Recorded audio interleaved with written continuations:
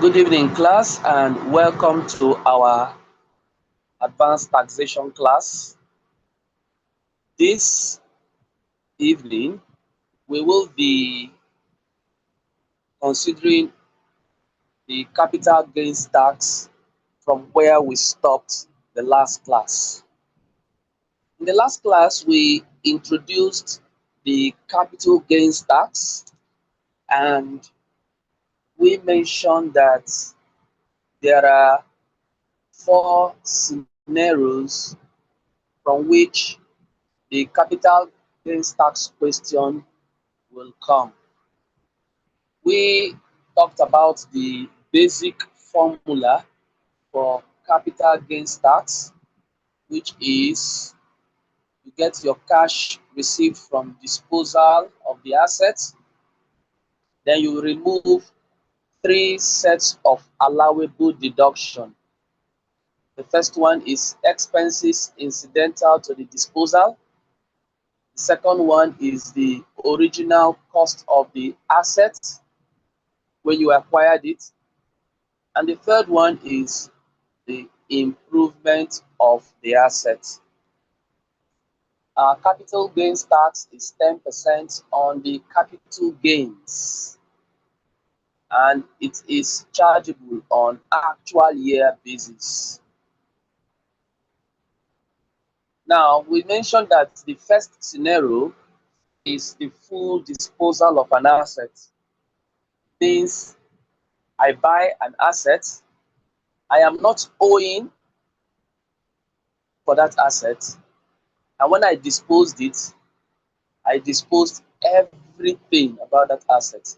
For example, you buy a car and you're about to sell the car, you sell the car in one piece.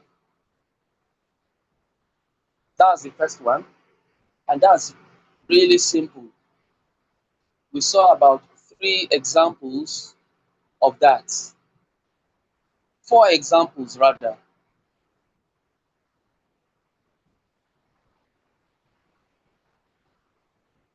Sorry, we even saw about six. Is it six examples? No. We saw about three examples. We saw about three examples of that.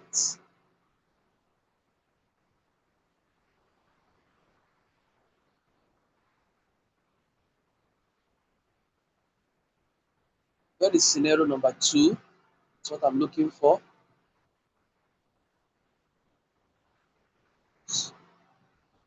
We saw one, two examples of that. Okay, we saw three examples. Then we got to scenario number two. We have partial disposal of an asset.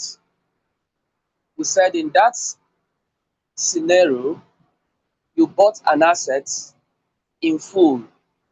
Let's say you bought a piece of land, and when you are disposing the piece of land, you disposed part of it.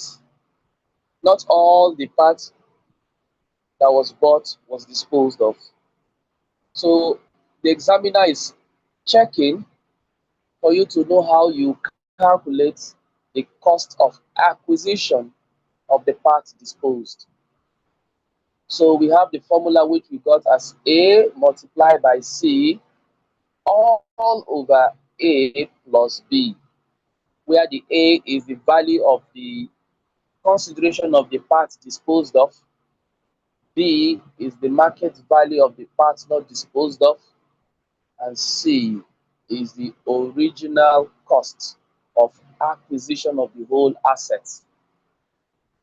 Now that's the formula. And we mentioned that when you are calculating the value cost of acquisition of the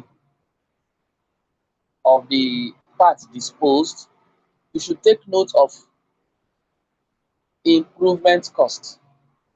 If the improvement cost was incurred for the whole of the assets before it was disposed of, then the improvement cost should be added to the cost of acquisition before you do this proration formula. I'll give an example again. You bought a piece of land, and because it was swampy, you now fill it with sand. You sand filled it, all the piece of land. Now that sand filling is an improvement cost. But if you want to sell a plot of that land away, you will need to prorate that improvement cost, because the improvement cost has now come to become part and parcel of the cost of acquisition, because it was done on all the land before it was disposed. Now, if the improvement cost is done on only the part that was disposed of, then you don't need to prorate the improvement cost. You treat it separately from the cost of acquisition. Let's say, for example, you decided to do something in that land, in that part of the land. Maybe you put fence, and maybe you did foundation or so, raise it a little bit higher, just that side that was disposed of. Then that improvement cost will not be prorated, because it is just the cost to the part that was disposed of. You charge it separately. So the examiner is going to be seeing how you are calculating your cost of acquisition using this formula, and he's going to see how you will handle disposal cost. Then we got to the third scenario. After solving about 2 questions or 3, we got to the third scenario, in which we had, before we got to the third scenario, we now said that when we are doing question 6, that when you are disposing a piece of your assets, if it is privately used, as in the case of property, it is not for earning to earn revenue. That property where the owner lives in is not chargeable to capital gains tax. Like in question 6, where we have properties A and B, and property A was a dwelling house, it was not subject to capital gains tax.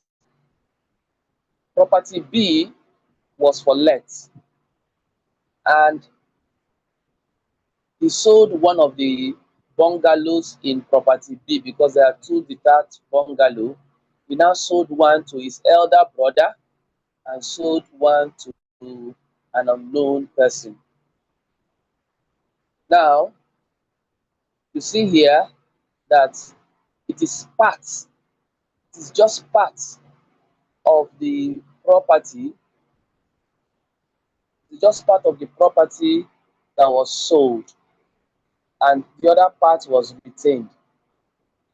Now, the part that was given to the elder brother, I mentioned that when family relationship is mentioned in taxation, they are testing you to see if you can apply the arm's length principle.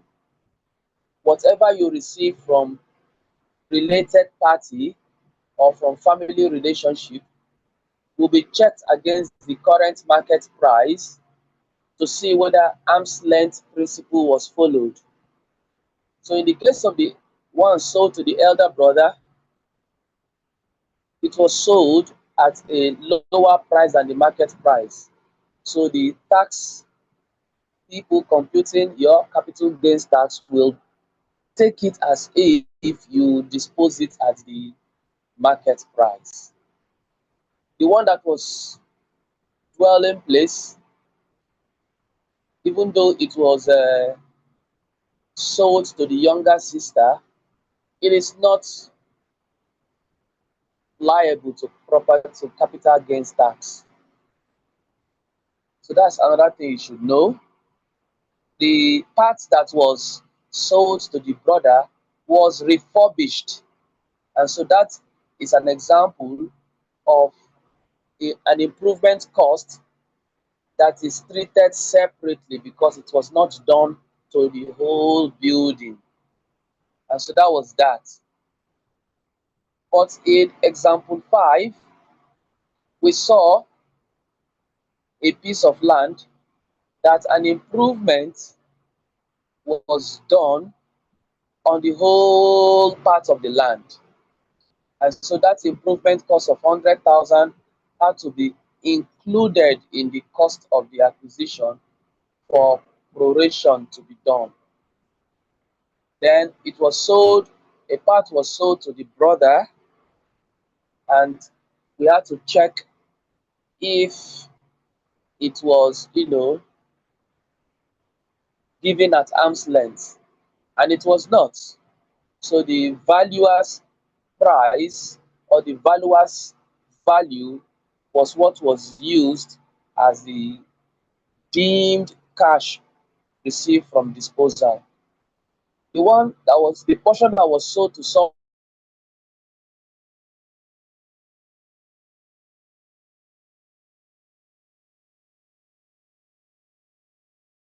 unknown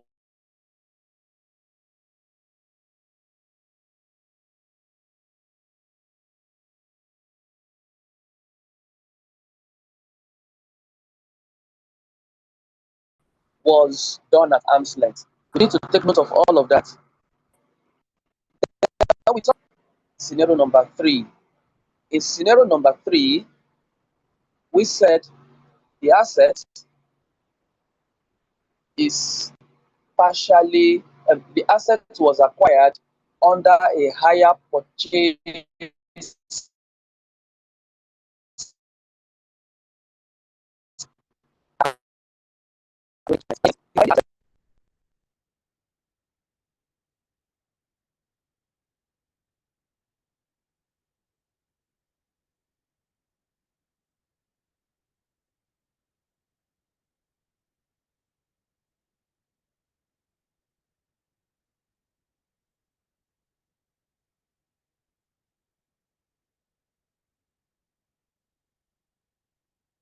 because you are not the owner of the asset legally because you have not finished paying for the asset, but because you are the one who is enjoying the asset, the risk and reward of the asset, then substance over form in the case of accounting processes takes place here, where the asset is recorded in your books at the cash price. But because you have not finished paying, you now sold the asset before you finished paying. That presents another problem for capital gains tax. Now, the problem here is, how do we calculate the cost of acquisition from the time you started paying or depositing to when you finished, to when you disposed of the assets? So because you have been paying in installments, your your cost of acquisition will be different at different times. And to make it worse, because you are making a deposit or equal installments every month, the installments that you are making each month contains two elements. It contains interest elements and it contains capital elements. In the case of example 7 here, which we solved, we had to go to workings to extract. We had to do 3 workings to first to know how much is the higher charge or the interest charge.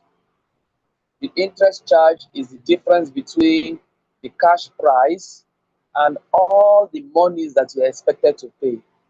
The cash price is what is in the book. whereas the whole money that you are supposed to pay contains capital and interest. When you find what is the interest for the whole period, number of months of installments to know how much you are going to pay as interest per month. That's the first thing. The second one is you now look for how much is the capital payment each time you make payment. So it means that anytime you make a payment of 1 million naira every month, it is divided into the interest charge per month, which you calculated in part one, in workings one, and the monthly capital payments. So all you need to do is remove the interest charge from the total money expected for that month. You have your capital payment. That's number two. Then using the capital payments, which is our aim, multiply it by the number of months you've made installments and add it to your initial deposit. Your initial deposit is always a capital payment, but your monthly installment, if you are making installment for 10 months, you need to multiply that 10 months with the capital payment that you've calculated from part two or from workings two. And when you add these two together, it gives you the cost of acquisition on that date. Now, the examiner is testing you to know how to make these workings, especially workings number one and workings number two, and how to apply this capital charge, capital payments on workings number three. So, workings number three is the workings, but workings number one and workings number two are preliminary workings. Your examiner wants to know how you have gotten this capital payment, which you will be using to multiply. When you have finished paying for the hire purchase and you sold the asset, now the asset was yours. It was not under hire purchase anymore, and it becomes scenario number one whenever you finish paying your asset. As in this um, workings number five, the person had finished paying the asset. Now we come to scenario number four. Before we get to scenario number four, I will want you to know that these four scenarios, scenario number four has more weight. And so it is most likely tested more times than the others. Scenario number three is the next in line, followed by scenario number two. They can test any of them anytime, but just know that capital gains tax is tested 90% of the time. Now let's look at scenario number four, full disposal of an asset warranting a rollover relief. Now, what is rollover? Now, if I were to use the language of internet data that we are all familiar with, if you buy a particular subscription plan and it's about to finish, you will get a notification that your plan is about to finish. Will you roll over the plan?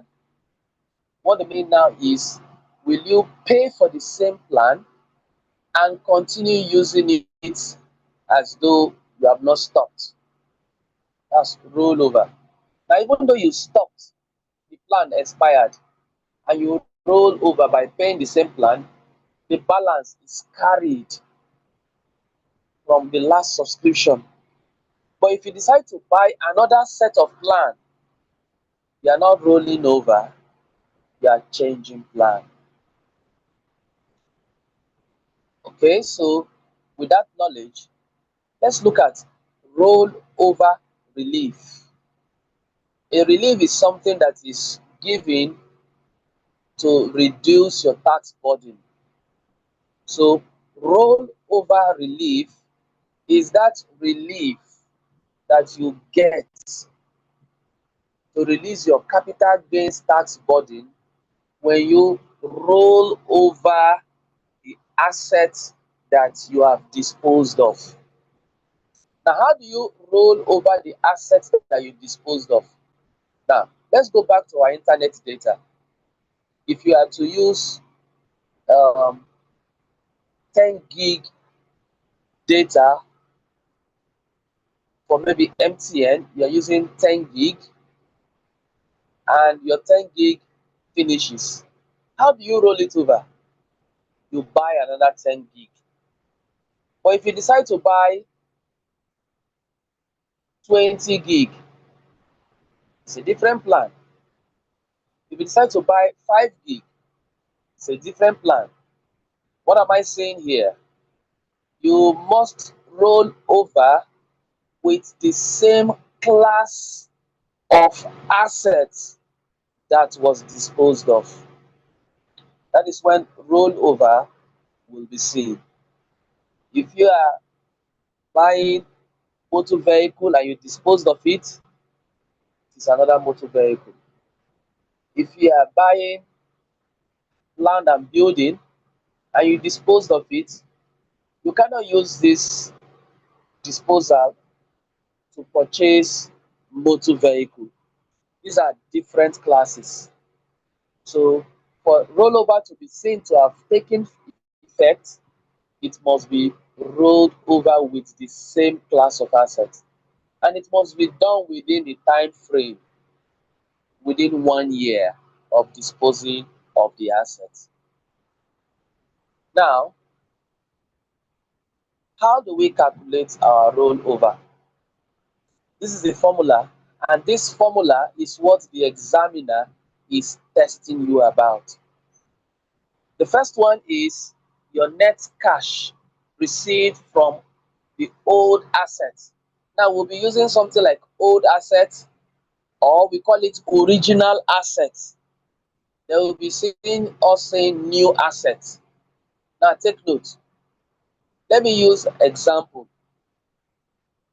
You bought a house maybe in the year 2000 at Ikeja. So the Ikeja house is the original asset. And you disposed of this Ikeja's house in the year 2002 or 2020. You bought it in the year 2000 and you disposed of it in the year 2020. All right? The cash you receive from the Ikeja house is what I mean by net cash received from disposal. Now, what I mean by net cash now is the gross cash you received minus expenses incidental to disposal. That gives you net cash from disposal. Now we said the cost of acquisition of the assets. Now that is the old assets. The cost of acquisition of the Ikeja house. Original cost that you bought it in the year 2000 is what you are now bringing. And so when you bring it, you get something called capital gains from the old assets. That means if the cost of acquisition is lower than the amount you are receiving, of course you are going to get capital gains. But if the amount you sold it is less than the acquired cost of acquisition, you won't get capital gains. So you see sometimes value of an asset depreciates. It could happen that value of an asset depreciates, that the original cost now seem to be higher than what you get from the asset when you depreciate and you sell it at market value. In that case, there will be no capital gains from that asset. But the assets that are used in capital gains are those that usually appreciate. So the examples are those that usually appreciate. And so you will always get a capital gains. Now you get capital gains from the old assets. That is a house at Ikeja. Now you want to roll over. Now you need to go and buy another house, let's say at Ikosi.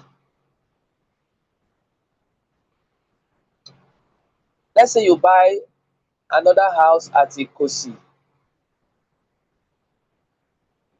or let's say at Ikoyi. What are you going to do now? If you buy the house at Ikosi, maybe slightly higher than the house at Ikeja, than the house that you received, the money you received from Ikeja, you bought something slightly higher, you'll be comparing the amount that you received from the old assets with the amount you bought the new house. So let's say you received 20 million from selling the Ikeja house, and you went to buy the one at Ikosi for 25 million. They'll be comparing what you received versus what you spend in the new assets. And they will choose the lower of these two figures. You are choosing the lower of the two figures. So the lower of the two figures is the amount you reinvested in the new assets. That is what it is being called. The amount you reinvest. Reinvest means what you received. How much of that money did you put into buying the new assets? It's just like saying somebody sold his phone for 50,000 and bought a phone of 60,000. How much did you invest in the new phone? Is 60. Out of that 60, how much is a reinvestment? The reinvestment is the 50,000 you received. You reinvested it. The additional 10,000 is not a reinvestment, it's an additional pumping of money to the new assets. But reinvestment is what you received, is what you plowed back. So assuming the amount you receive from the old asset is smaller than the money you spend on the new asset, it means that the whole money you received was reinvested. If the money you received is bigger than the amount you spend on the new asset, it means you reinvested part. So it's possible when you are buying a new house at Ikoyi, the money you are investing in Ikoyi's house will be bigger than what you receive from Ikeja house. So the money you receive from Ikeja house becomes the reinvested amount, and you are adding another value to that amount. It is possible if you are buying a house at Ikosi, you may be buying it a little bit lower than the house you sold at Ikeja. So that means not all the money you received from Ikeja's house was spent in buying the house at Ikosi. In that case, the amount invested in Ikosi becomes the reinvested, because the amount you invested in Ikosi is smaller than what you received from Ikeja. And of course, that would be the case if you are to receive a cash from Ikeja and you went to Ikorodu to go and reinvest. The amount you are going to invest in Ikorodu's house will be lower. than the cash received.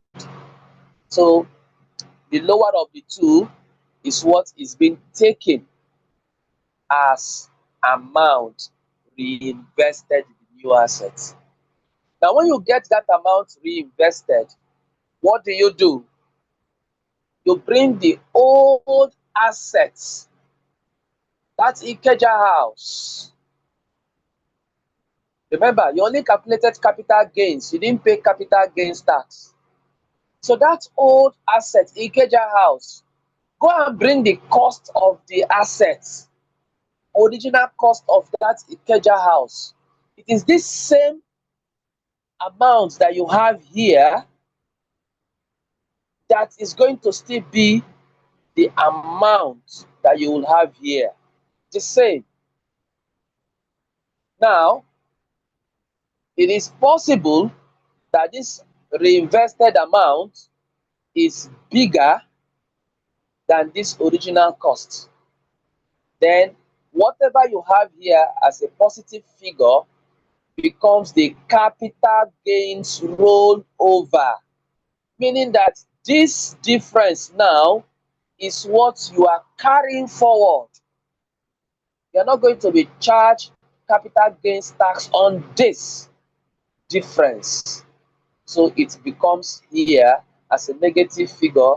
So you minus it from the assets, the old assets capital gains. Now the common denominator here is, the common factor here is this old assets here is minusing, old assets acquisition cost is being gotten.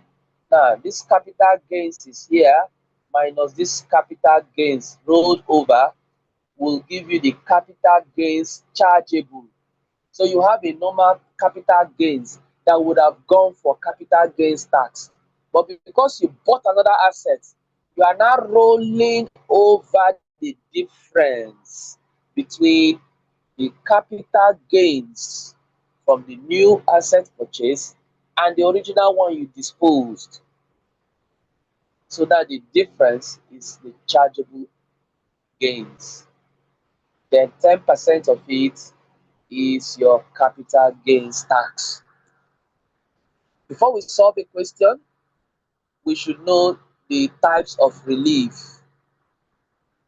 type of rollover relief. Now, when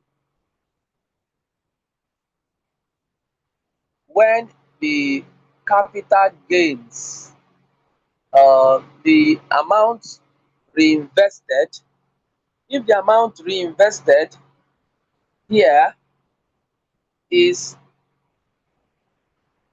the net cash received, that is this one, if this figure is the amount reinvested, that means this figure here will not be this figure here, it will still be this figure here. And you are using exactly the same figure, and which is the same thing as this figure, and the figure, the capital gains rollover will be the same. So when your capital gains rollover is the same as the capital gains from old assets, what you've done is you have a full rollover and your chargeable gains will be zero. It means that what you reinvested into the asset is bigger than what you received. You always have a full rollover. A case in point is selling the house at Ikeja and going to buy a house at Ikoyi. You will always spend more than you receive, and you will get a full rollover. Now, when the amount reinvested in the new assets becomes the amount invested in new asset becomes this figure here, is the amount reinvested, is the lower of the two figure.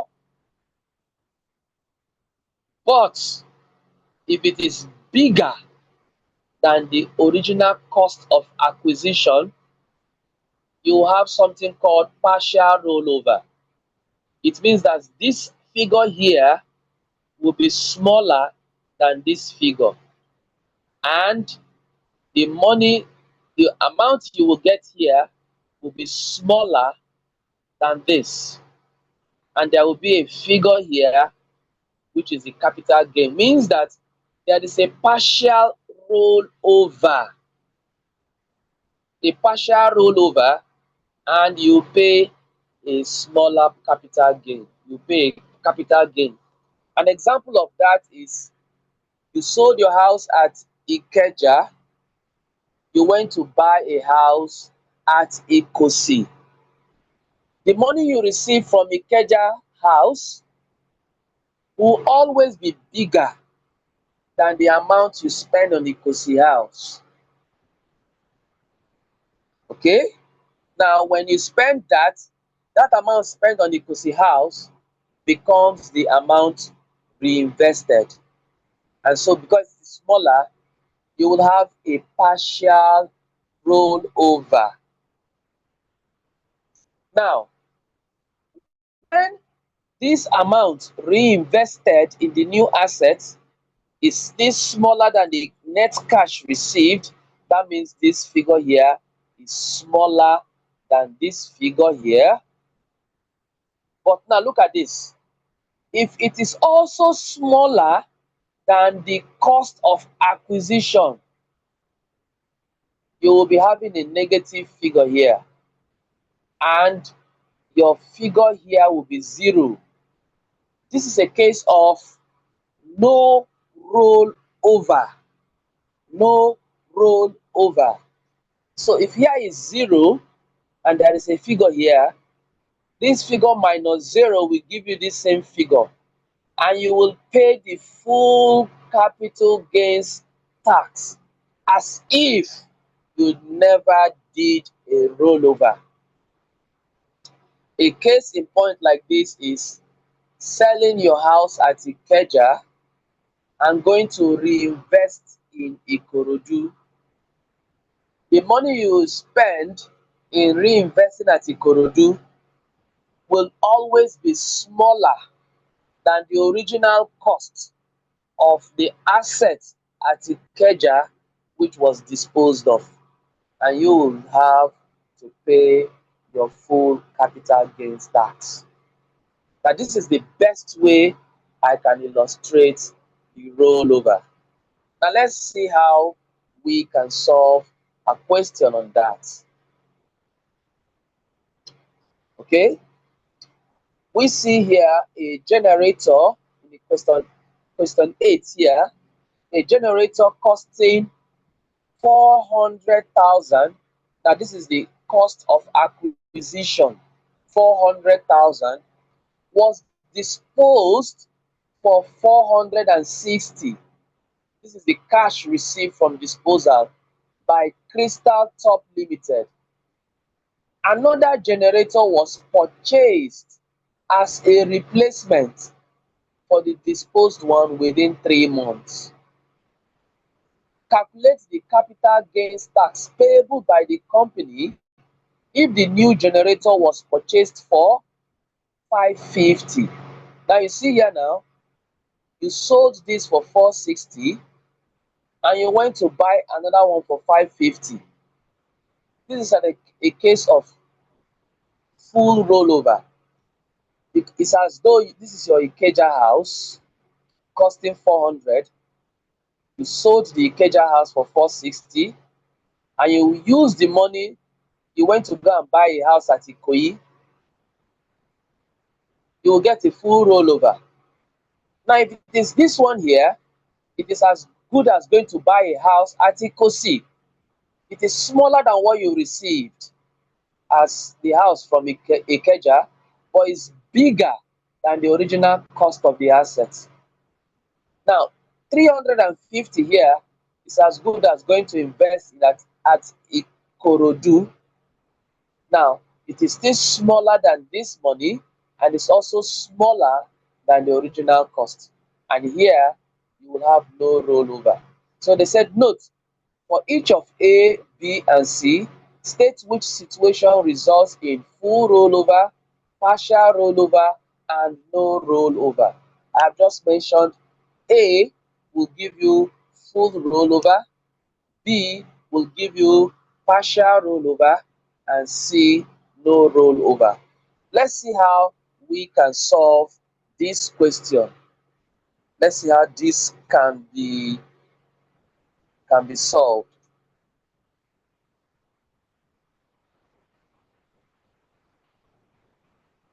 All right. Here is our solution. Let's look at the first one. The cash proceed of the old assets. This is the cash proceed here, 460. That is what we have. Cost of acquisition of the old assets disposed of. We are giving it as 400 here. And that's what we applied here. And so when we minus 400 from 460, we have 60 as our capital gains. So now we have to do something called rollover relief. Amount reinvested in the new assets, it has to be the lower of cash proceed from disposal. How much is the cash proceed from disposal? This is the amount you spent on disposal, 460. What is the purchase of the new assets? The new asset is 550. When you compare the two of them, the lower of the two is 460, is the amount we invested. So take note, this figure here is the same with this figure because the cash proceed is the smaller of the two. Now you bring the cost of acquisition of the old assets, 400. It's the same thing here. It must always be the same thing. When you minus, you get 60. This 60 is the same thing you got here. And now, when you are minusing it from 60, your chargeable gains happens to be 0.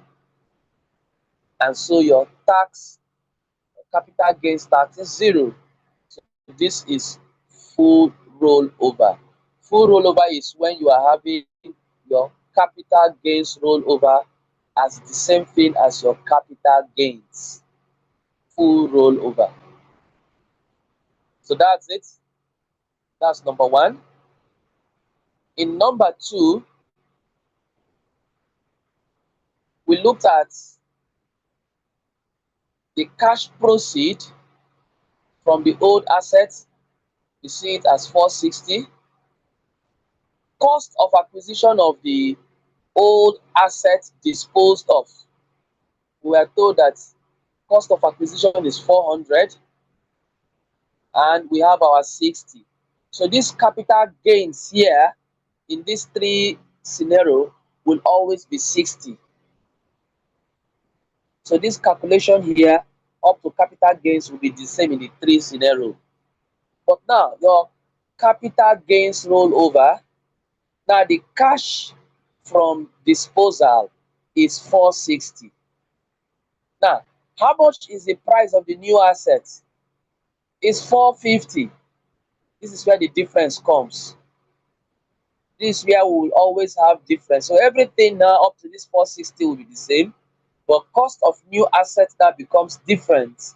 450. We are told to choose the lower, and the lower is 450. So what happens? 450 minus 400 gives us 50. Now, because here is 50 as against 60 here, it's a partial rollover. You are rolling over 50. You are carrying 50 over because you took advantage and bought the asset. And what is being charged to capital gains is the difference, 10,000. But in the case of the first one, everything was rolled over. It's as if you never sold the assets. Now, in this one now, 1,000 is being charged as your capital gains tax on 10,000 naira. So that's it. Then the third scenario here, we said 460 is the old asset. Capital cost of acquisition of the asset disposed is 400. Capital gains is 60. The same thing. Less capital gains rollover, lower of the cash proceed from disposal. Our cash proceed is always what is here, 460. But how much did we buy the new asset? 350. Now that's the difference now, 350. And we are told to choose the lower. We choose 350 as the amount we invested. We will always use the capital, the cost of assets disposed, old assets, 400. So now 350 minus 400, you will have, some people put negative figure here by saying minus 50, but you cannot be having capital gains of a negative value. So it's either you have no gain or you have something in your gain. So because you are supposed to have negative figure here, you are putting nil instead of a negative figure, because gains cannot be a nil, a negative figure. So capital gains, you had no gain. And so there is zero here, there is zero here. So you cannot go and say minus 50. If you carry minus 50 to this place and you now say 60 minus 50, you are going to be getting 110, which is not the intended thing. Because you cannot be saying 60 minus, because if you put a minus here, when it comes here, it becomes plus. And you now say 60 plus 50. No, that is not what we intend. We intend here that if a negative figure is to be here, take it as nil. You take nil here. So nothing was rolled over. You have a no rollover. And this 60, you are going to pay the capital gains on the 60. So in this question here, you were told to indicate which situation results in full rollover, partial rollover, and no rollover. You see it here that they were all being indicated here. So that's it. Now, let's summarize what we have learned. In this chapter, or in this lecture on capital gains tax, we have solved comprehensively 4 scenarios that can take place. It's either you get a straight disposal of an asset, which I call normal full disposal of an asset, without a replacement. If you are given that, then it is straightforward. It is possible you can see a partial disposal of an asset, and the examiner will be testing you if you can calculate the cost of acquisition for the parts disposed of. We saw the formula there, A times C all over A plus B. And we said before that if the asset, the part that was disposed of, if an improvement cost that affects only that part, now that cost is treated separately from the cost of acquisition and is charged to the amount received from disposal separately. But if the improvement cost is affecting both the part disposed and the part not disposed, then that improvement cost must form part of the cost of acquisition, and it will join in the prorating when we are getting the cost of the part disposed. Then we said that you can also have a situation or a scenario when asset is acquired under hire purchase conditions. Now, in that time, you have disposed of the asset before you finish paying for your hire purchase. Now, in that situation, the examiner is trying to find out the cost of acquisition of the asset from when you started making your deposit to the date in which you sold it, as long as you have not finished paying. And we use a technique. Your initial deposit is always a capital expenditure. We now said your equal installments is what you'll be targeting. These equal installments contain both finance elements and capital elements. We saw in our workings one, in one example, how we determine how much is the finance charge for the period and for the month. In workings 2, we saw how we remove the finance charge from our monthly deposit to know how much capital element is involved in that monthly deposit. And in our workings 3, we applied the capital part of the monthly payments. So the months that is involved between when you start paying your monthly installments to when you are disposing of the assets. How many months is involved? Multiply that by the capital amount received or capital amount that you are paying. Add it to your initial deposit. That gives you your cost of acquisition for the parts disposed. Then finally, we looked at disposing of an asset and replacing them with a new one of the same class. If they are not of the same class, then you have a no rollover and you pay your capital gains tax as if it was scenario number one.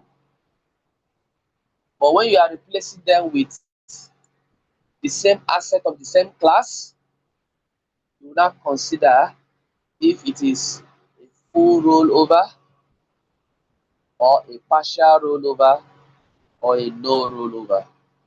We saw the formula and the explanation of how you can calculate your capital gains rolled over to be deducted from the capital gains of the old disposal to get the capital gains to be rolled over and the capital gains that remained. All right. We saw the general capital gains tax formula and how we can account for all of these. So we have seen capital gains tax in action.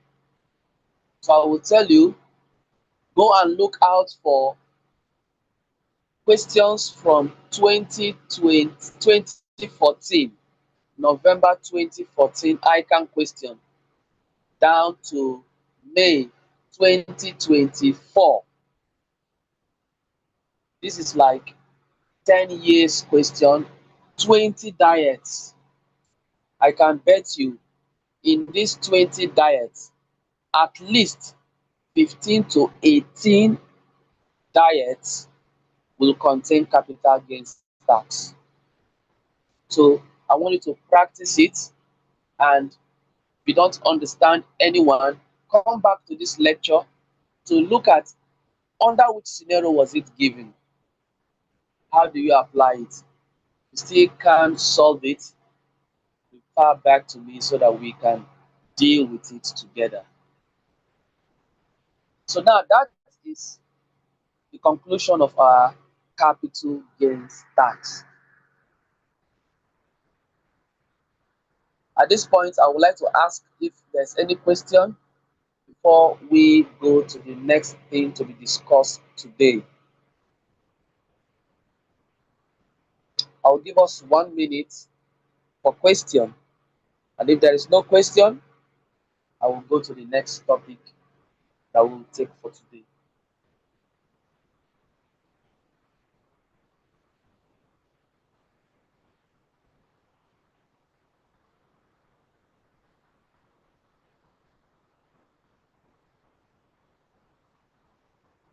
Okay, there is no question.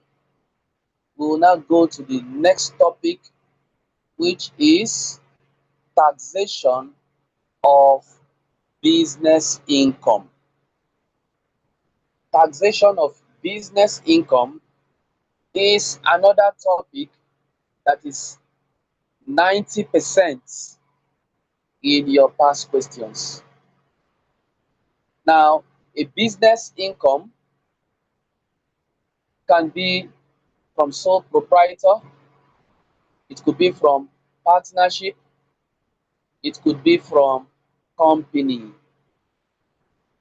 Our attention here will center on mainly on company. But whatever we learn here from company can be applied to sole proprietorship, can be applied to partner, with some exceptions, which I will let you know. But for now, business income is income derived from doing business, either as a sole proprietor, as a partner, partnership, or in a company. Your company, by company, what we mean is a limited company or a PLC. By sole proprietor, it could be a one-man business, an enterprise, or a venture. All of these are limited are businesses where we can earn business income. Now, we will need to know the the formula that surrounds this. Okay, we will not be looking at the solution here because has old this has old method. I wouldn't want us to learn the old method and the new method because the old method has gradually faded away. The old method has gradually faded away. And so we'll be looking at it from the new method. But a situation may come where you may want to use the old method. I've seen it in a question where we are asked a question that span from the old method to the new method. Now, when we say the new method,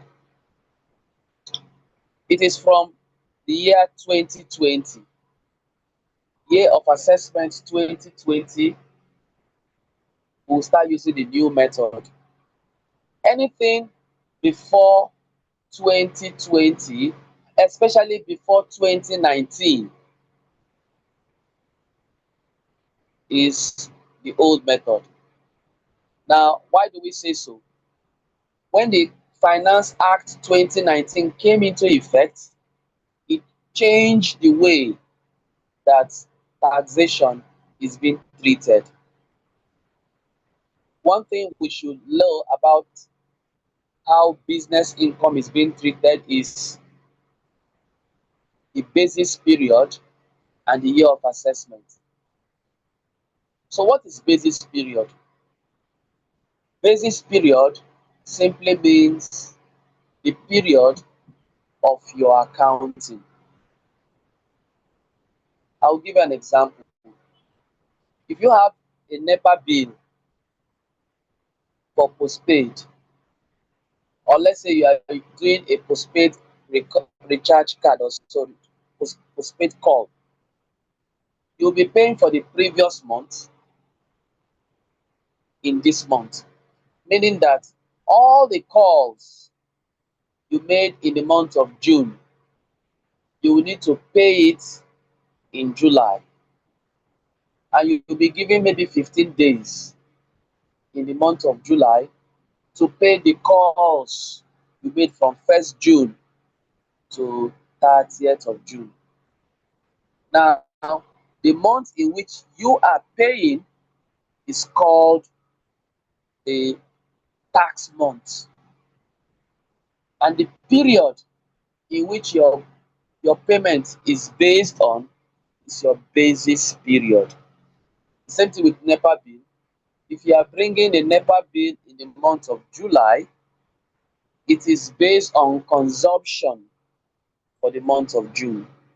And this is what we call preceding month basis. Now let's apply this to tax.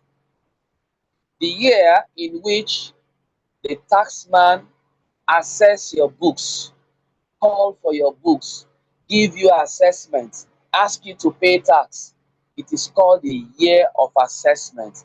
That is the year they assess your book, they ask you to pay the tax. It's also called tax year or the year of assessment.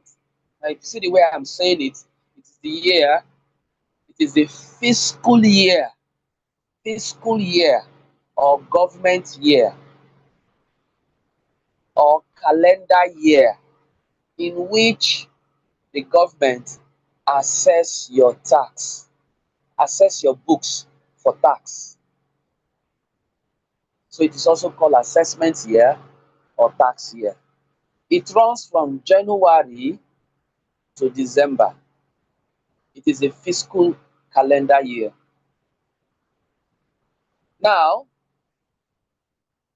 when they come for your books in 2024, they will not be asking you to pay a tax incurred in 2024 because you are still in 2024. You cannot be asked to pay for something which you have not finished enjoying. And so they'll be asking you to pay for the immediate past year. Like we use in the case of meter, consumption of electricity, you'll be asked to pay for the immediate past month. So in tax, that is called preceding year basis. So it means that your books that they are interested in must end on any date before the tax year. It must end on any date in the year before the tax year. So it means that for 2024 tax year or year of assessment, your books must end on any date in December in 2023. It could be that your book ended in December 31st, 2023, no problem. It could be that it ended in August 31st, 2023, no problem. It could be that it ended in March 31st, 2023, no problem. So the sequence is this. You need to know the government fiscal year in question, which is the year of assessment. After knowing that, you need to know the last date of your basis period, the last date of your basis period or your accounting period, and that date must fall 1 year before the government tax year. After knowing the last date, you need to count backward to know the first date of that period. So that's it. So preceding year basis would also mean that if your business does not end, if your business ends in December 31st, it means that it must have started in January 1 of that same year. But let's assume that 2024 is a tax year, August 31st is when your account is ending. It means that your basis period will end in August 31st, 2023. Now, when did it start? it must have started in September 1, 2022. That's the sequence. You have to be working back. In that way, you will not make mistake. All right. Then now that we've seen government fiscal year, we've seen the basis period, which corresponds to the company's accounting year end. We will now want to look at some other things that are associated here. Okay? There are situations whereby you will get something called abnormal basis period. Now, before we look at abnormal basis period, you will be asking yourself, what is a normal basis period? A normal basis period is any basis period that has these three characteristics. First one is it must be 12 months in length, nothing more, nothing less. So it means that any basis period in which it is longer than 12 months, of course, there are situations that you get longer than 12 months, it is no longer normal, it is abnormal. So if it's also shorter than 12 months, it is also abnormal. It must be exactly 12 months. That's the first characteristics. Second characteristics is that it must be it must continue from where the previous basis period stopped. So it means that if one basis period stopped at December 31st, the next basis period should be starting from January 1. It's like a chain. So it means that there is no gap. So a basis period cannot end in, let's say, November 30th, and you're starting a new one in January 1. That means there's a gap of 1 month. If that sort of thing exists, then it is abnormal. There should be no gap. Or let's say a basis period ended in February or in March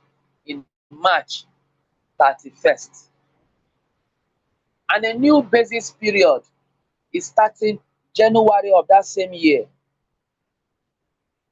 That means there's an overlap of 3 months. That means January, February, March is common to both of them. If that occurs, it means there is an overlap and it is abnormal. That is uh, the second criteria to know a normal basis period.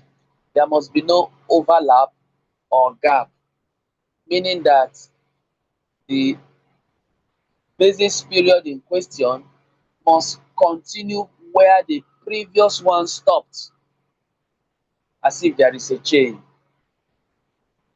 Now, the third one is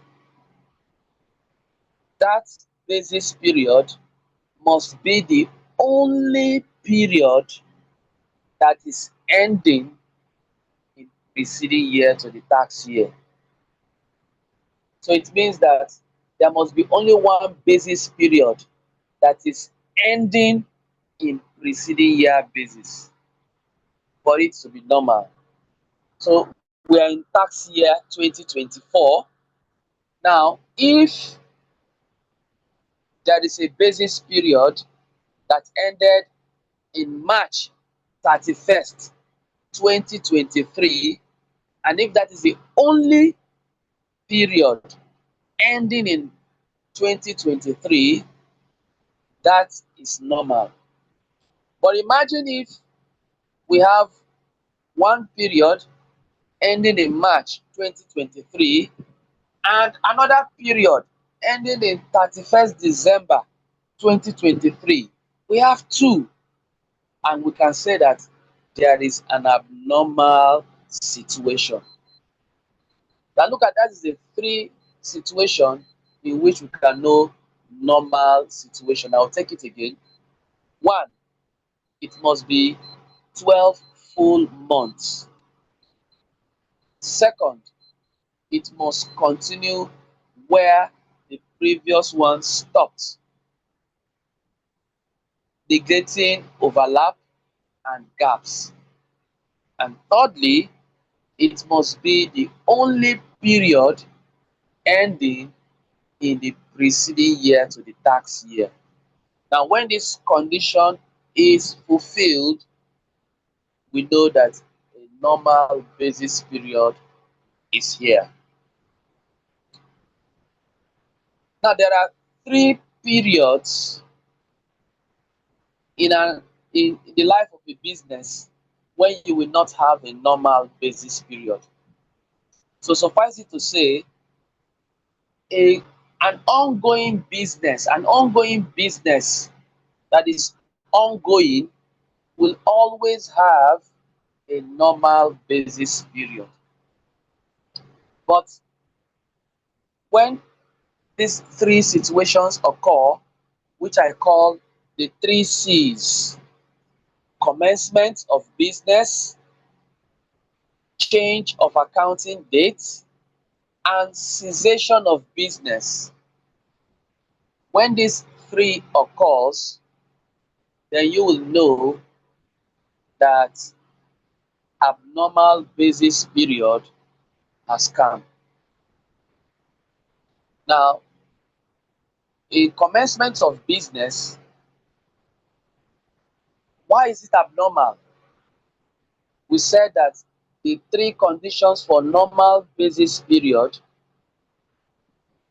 these three conditions must exist before. If only one exists and the other two does not exist, it is not normal. If two exist and one does not exist, it is not normal. The three must exist. Now, in the case of a commencement of business, the rule number one may occur or may not occur. It is possible that the basis period might be 12 full months, but most times it is shorter than 12. But that is not the main reason why it is not a normal basis period. It is the second law that says that where the previous one stopped, the new one will start. Now, because you are starting a business, there is no previous period, and so that makes it abnormal. In the case of change of accounting dates, you will get overlap or you will get gaps. When we are treating change of accounting dates, you will get to see overlap or you get to see gaps. And because of that, you will not have a normal basis period. Then in cessation of business, it is very possible that you will have shorter periods, less than 12 months in the cessation of business. That is why it is not a normal basis period. Now that we've known what taxation of basis income is, we've seen government fiscal year or year of assessment versus the company's accounting date, which is the basis period. We've seen what makes a basis period to be normal, and we have highlighted three scenarios that could make our basis period abnormal. Then we are ready to take each of these situations one at a time: commencement, change of accounting date, cessation. In our next class, we will be taking the first of these three scenarios, and we'll be adapting our question to suit the new method so that it will rhyme with what is in your syllabus. So we'll be using these same questions, but we'll be changing the dates so that we can apply the new Finance Act. So this is where we will be calling it a day on today's class. I want to especially thank all of you who took the time out to come to class and to make this class a memorable one. I'm going to send you the video of this class when it is ready. And take note, come prepared to tackle the basis period next week. I'm still going to send you this same note here so that you will learn the old method, but I'll still convert it to a new one and send it to you again.